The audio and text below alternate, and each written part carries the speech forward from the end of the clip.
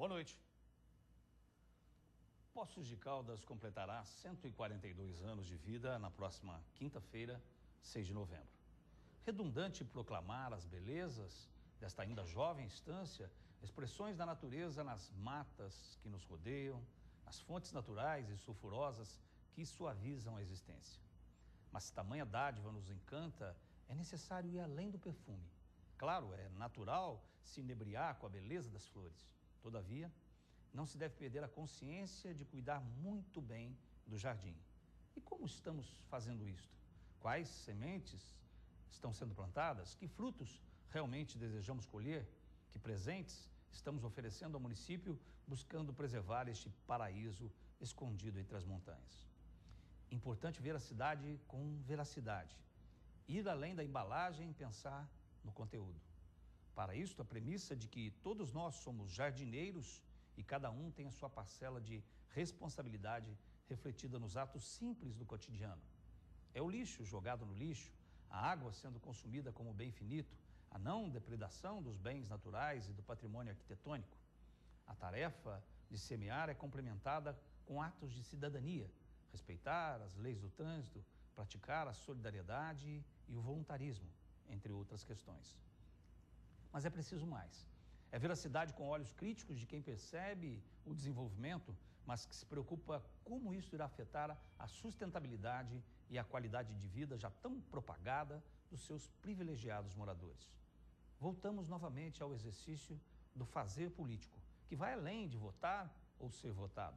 Votar não é dar procuração irrestrita para que o prefeito, o vereador, deputado, o presidente façam o que bem entendem. É necessário ter amor exigente, fiscalizar, cobrar e exigir respostas às demandas da comunidade. É ver o lixo que depositamos nas ruas sem perder a noção de que são geradas mais de 120 toneladas de resíduos no município. E perguntar, quando teremos uma usina de tratamento de lixo em acordo com as leis ambientais e o Plano Nacional de Resíduos Sólidos? É ver o crescimento das indústrias e empresas e questionar, teremos daqui a 10, 20, 30 anos água e energia elétrica para sustentar este avanço? O que estamos fazendo hoje para que essa estrutura seja suficiente? O plano diretor, que precisa ser revisto, está sendo a bússola a nos orientar?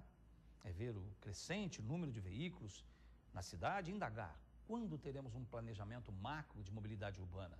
Que estudos estão sendo feitos atualmente para que o transporte coletivo seja realmente prioritário?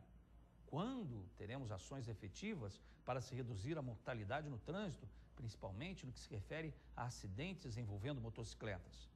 É ver o turismo como verdadeira essência de nossa cidade e fonte de receita para os cofres públicos e refletir. Quando teremos um planejamento turístico a médio e longo prazo que realmente nos prepare com toda a infraestrutura para alcançarmos novos patamares no mercado? De novo, é preciso ver a cidade com veracidade, em todos os seus setores: educação, cultura, saúde, habitação, transporte público, meio ambiente, turismo. O privilégio de viver aqui não pode ser a venda que nos impeça de enxergar e comprar tudo o que nos tentam vender. Nossa beleza natural, nosso clima, nossa qualidade de vida. Vale refletir. Quando teremos tempo, vontade política para planejar ao invés de improvisar? Inovar ao invés de repetir? Conversar muito, mas não somente entre nós antes de fazer. Somar esforços coletivos ao invés de dividir interesses partidários e individuais. Ver a cidade com veracidade em seu aniversário é dizer: obrigado, Poços de Caldas. Você é o nosso maior presente. Que saibamos realmente cuidar do seu futuro.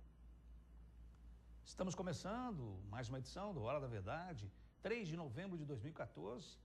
Daqui 3 dias, Poços de Caldas, essa linda estância, essa cidade que todos nós, aquelas pessoas que vêm aqui, que ficam por aqui, aquelas que nasceram aqui, todos nós com certeza amamos e buscamos preservar essa qualidade de vida que tanto já é divulgada, né? Então a gente tem uma preocupação muito grande com Poços de Caldas e com tudo aquilo que é nosso.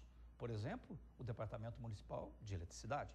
Para falar sobre este assunto, a jornalista Natália Carvalho apresenta para a gente. Desde a semana passada, a tarifa de energia elétrica ficou mais cara aqui na cidade. O Departamento Municipal de Eletricidade anunciou o aumento médio de 13,69%. Para os consumidores residenciais, o reajuste ficou em 10,56%, enquanto para os de baixa tensão ficou em 12,28%. Já para os consumidores de alta tensão, como as indústrias, o aumento é de 15,44%. De acordo com o DME, o reajuste foi aprovado pela Agência Nacional de Energia Elétrica, a ANEEL, no último dia 21 de outubro e levou em consideração os custos que a distribuidora teve durante o período. Para falar sobre este e outros assuntos, recebemos no Hora da Verdade de hoje o diretor superintendente da DME Distribuição, João Deon. Tá, então, você participando, né, dessa entrevista pelo 3721-6955 ou jornalismo@tvpox.com.br, dessa conversa aqui que a gente vai iniciar agora, agradecendo a presença do diretor superintendente da DME Distribuição, João Deon. João, muito obrigado pela sua presença aqui e esperamos que tenhamos muita energia até o final do programa. Obrigado, prazer aqui estar com você, né? E energia não vai faltar em Poços, com certeza. Ô, João, vamos começar a falar daquilo que a Natália Carvalho, jornalista, chamou a atenção e, claro, que preocupa sempre todos os consumidores, enfim, que são os aumentos, né? A questão do aumento para consumidor residencial, o consumidor de baixa tensão, os consumidores de alta tensão. Vamos falar um pouquinho sobre a razão desses aumentos, se eles serão aumentos escalonados, se é a primeira parte dos aumentos, porque prevê-se aí muitos outros aumentos. Queria saber a veracidade disso. Bom, a nossa data base anual de reajuste é 28/10. Então, um pouco antes disso, nós encaminhamos para a ANEEL uma série de informações que a ANEEL também já detém. A ANEEL, para quem não sabe, é a nossa agência reguladora e ela representa o poder concedente. Então, nós encaminhamos uma série de informações e essas informações são computadas ou são planilhadas ou são formatadas de forma que trazem e traduzem os custos inerentes à nossa compra de energia, no nosso custo tributário e também o nosso custo operacional. Quando eu falo custo operacional, a gente está falando aí da parte menos impactante vamos dizer, do reajuste. O que mais pesa hoje no reajuste é a compra de energia ou a produção de energia e a transmissão e distribuição. Cada rubrica dessa tem um custo, tem um percentual de reajuste que, ao se compor tudo isso, chega-se ao índice aplicável naquela data base que vai valer para os próximos 12 meses. O que ocorreu esse ano, e aí nós temos uma série de fatores, mas o que ocorreu esse ano foi o seguinte: quando nós mandamos o nosso pedido de reajuste, ele impactaria mais ou menos em torno de 22%. Só que a ANEEL nos autorizou a fazer um reajuste de até 25,5%. Estou falando de reajuste médio. Entendemos aí que era um reajuste muito pesado, fizemos um compromisso, e o nosso prefeito também nos orientou nesse sentido, de solicitar à ANEEL que partisse isso em dois, né, ou que escalonasse esse reajuste. Então foi o que aconteceu. Ficou um reajuste médio de 13,69, impactando um pouco mais para a indústria, foi 15,44, e para a grande maioria dos consumidores, os consumidores residenciais e que consomem até um certo patamar de quilowatt-hora, ele ficou em 10,50. Então, foi a forma que nós conseguimos compor para que não impactasse no orçamento do consumidor de Poços de Caldas. Agora, quando você fala desse aumento escalonado, então, por exemplo, nós tivemos agora esse aumento e a segunda parcela desse aumento virá. E virá quando para o consumidor se planejar em termos de Isso. as suas... Ela não virá antes de 28 de outubro de 2015. E tem um outro fato extraordinário também em 2015. De 4 em 4 anos, a ANEEL permite que a gente faça um ciclo de revisão tarifária. É um momento em que se zera, vamos dizer assim, todos os componentes desse reajuste ou desse custo, vamos dizer assim, e se faz ali uma reflexão, se faz uma revisão de tudo aquilo. Por exemplo, você pode computar ganhos de produtividade, você pode, nessa revisão tarifária, inserir parte do seu custo de investimento de forma mais qualificada, e também você pode a sociedade participa desse ciclo de revisão, ela pode, inclusive, interferir nesse processo da seguinte forma, dando sugestões de melhoria de economia de energia. Aí entra academia, entra grandes consumidores, entra o próprio governo, ele tem os seus agentes que trabalham nessa linha, então se faz ali um certo backup de tudo e parte para um novo ciclo de 4 anos. Então, em 2015, teremos esse ciclo de revisão tarifária. É chamado também para debater o Conselho de Consumidores, a gente tem um Conselho de Consumidores aqui bastante atuante. Então, acreditamos que esse reajuste, quando for aplicado, ele vai ter um impacto muito menor do que a gente prevê, porque a gente acredita que vamos ter ganho de produtividade e de escala também nesse processo. Então, se eu entendi bem, esse aumento, essa segunda parcela, vamos chamar assim, não virá antes de outubro de 2015. Não. E após outubro de 2015, provavelmente aí vai se fazer uma revisão de uma série de questões ligadas a custo, que pode ser até que, dependendo, não se tenha um aumento dessa natureza ou às vezes até não se chega a ter um aumento tão efetivo. É basicamente Exatamente, isso. É correta a sua afirmativa. Então, nós vamos trabalhar e temos esse compromisso com o consumidor, a própria agência reguladora nos cobra muito isso, de transferir para o consumidor os ganhos de produtividade que a gente tem. É o chamado fator X. Você aplica todos esses componentes de custo e aplica esse deflator X, que na verdade é um deflator que reduz uma parcela desse reajuste. O que é importante salientar aqui, eu acho que é um momento oportuno de falar, é que nosso custo de quilowatt-hora é muito baixo em relação às grandes distribuidoras no país. Você tem uma ideia, nosso custo é em torno de 21% mais barato do que a Electro, que está aqui do nosso lado em São Paulo. É em torno de 15% mais barato do que o da CEMIG, nossa co-irmã aqui no estado. Então, quando você faz esses componentes todos e você transfere esse reajuste para o consumidor, a gente não atinge também o patamar de custo de quilowatt-hora dos grandes players do mercado, vamos dizer assim, que são as grandes companhias de energia no Brasil, que têm geração, distribuição e comercialização de energia de forma muito mais, de muito maior volume, vamos dizer assim. Quando você se referiu a essa planilha de custos encaminhada aí à ANEEL para fazer esses cálculos, você disse que o que mais impacta nessa planilha é exatamente a questão da produção de energia ou a compra, a distribuição de energia.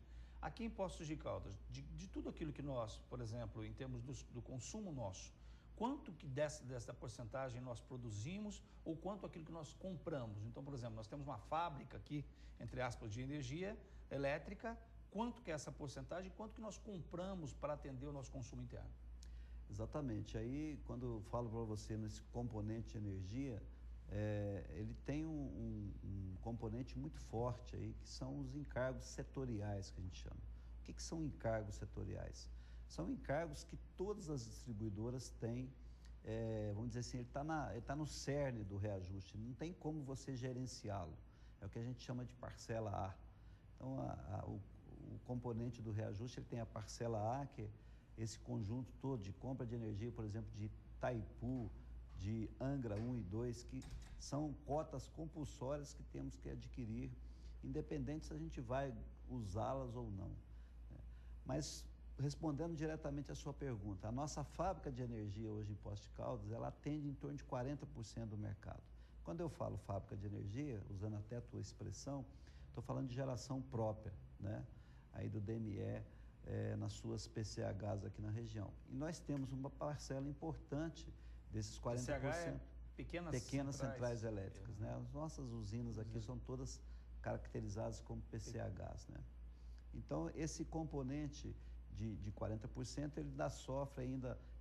ele tem um benefício ainda de nós recebemos dentro da DME uma parcela importante da nossa energia, que é da usina hidrelétrica de Machadinho, que fica lá na divisa com o Rio Grande do Sul.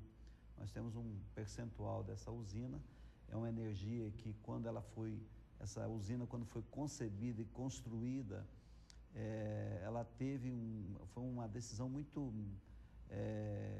importante quando o DME entrou. Nós temos uma parcela de 2,4% do capital dela, mas esses 2,4% ele traz um benefício muito grande que permite, é uma energia barata e que permite que esse componente de custo nosso seja esse mais barato que eu disse para você lá no início da conversa. Então, nós temos que comprar então 60% da energia que a gente entrega aqui. E esse comprar esse ano foi um parto, né? Porque nós tivemos a seca, e a seca atingiu praticamente todo o sistema, né? E nós tivemos que comprar no Mercado Livre, e quando você vai para o Mercado Livre, você está comprando normalmente energia acima do muito mais cara e produzidas pelas termoelétricas, que são acionadas exatamente nesse período de entre-safra que temos aí entre março e outubro de todo ano, né? E esse ano foi excepcional, né? Não choveu em janeiro, não choveu em fevereiro, não choveu em março, as águas de março não vieram. E aí só na música, né? Só na música. E tivemos que gastar bastante dinheiro comprando energia. Obviamente que isso vai ser repassado para o nosso consumidor. Vamos falar então um pouco sobre isso, né? Recentemente a gente até esteve aqui conversando sobre as águas minerais, as águas Poços de Caldas, né? Em relação ao qual o impacto que a falta de chuvas estava, vamos dizer, inserindo aí na questão das águas. Eu queria saber então exatamente essa falta de chuvas, que impacto ela está dando ao DME e principalmente ao consumidor, né? Vamos pensar assim, dessa maneira um pouco mais ampla. Porque a gente viu aí, por exemplo, Bortolã, né? Sem água nenhuma. A Saturnino de Brito, mesma coisa. Quer dizer, então quais os impactos dessa falta de chuva, principalmente relacionado ao setor elétrico no município? Já já a gente volta no Hora da Verdade de hoje.